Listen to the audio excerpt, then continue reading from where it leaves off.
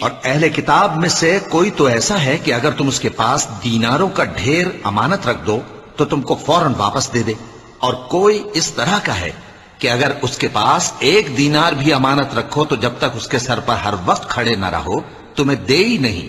یہ اس لیے کہ وہ کہتے ہیں کہ امیوں کے بارے میں ہم سے مواخذہ نہیں ہوگا۔ یہ اللہ پر محض جھوٹ بولتے ہیں اور اس بات کو جانتے بھی ہیں۔ وہ تو یہ چاہتے ہیں کہ جس طرح وہ خود کافر ہیں اسی طرح تم بھی کافر ہو کر سب برابر ہو جاؤ۔ تو جب تک وہ اللہ کی راہ میں وطن نہ چھوڑ جائیں ان میں سے کسی کو دوست نہ بنانا۔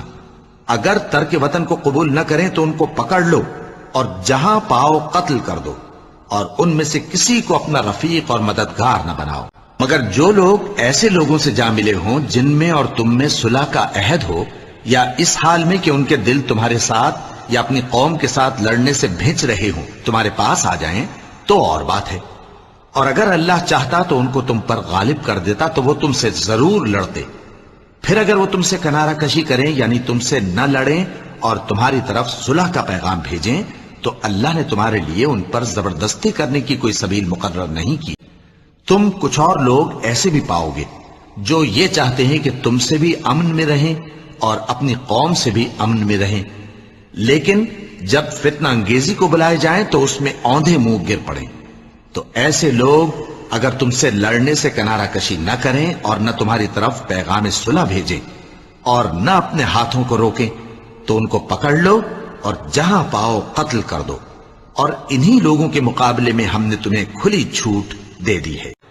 جو لوگ اللہ سے اور اس کے پیغمبروں سے کفر کرتے ہیں اور اللہ اور اس کے پیغمبروں میں فرق کرنا چاہتے ہیں اور کہتے ہیں کہ ہم بعض کو مانتے ہیں اور بعض کو نہیں مانتے، اور ایمان اور کفر کے بیچ میں ایک راہ نکالنی چاہتے ہیں، وہ یقیناً کافر ہیں، اور کافروں کے لیے ہم نے ذلت کا عذاب تیار کر رکھا ہے۔ اور جو لوگ اللہ اور اس کے پیغمبروں پر ایمان لائے اور ان میں سے کسی میں فرق نہ کیا یعنی سب کو مانا، ایسے لوگوں کو وہ ان قریب ان کی نیکیوں کے صلے عطا فرمائے گا، اور اللہ بخشنے والا ہے، بڑا مہربان ہے۔ اے ایمان والو، یہود اور نصارہ کو دوست نہ بناؤ، یہ ایک دوسرے کے دوست ہیں، اور جو شخص تم میں سے ان کو دوست بنائے گا وہ بھی انہی میں شمار ہوگا۔ بے شک اللہ ظالم لوگوں کو ہدایت نہیں دیتا۔ تو جن لوگوں کے دلوں میں نفاق کا مرض ہے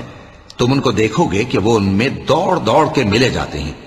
کہتے ہیں کہ ہمیں خوف ہے کہ کہیں ہم پر زمانے کی گردش نہ آ جائے،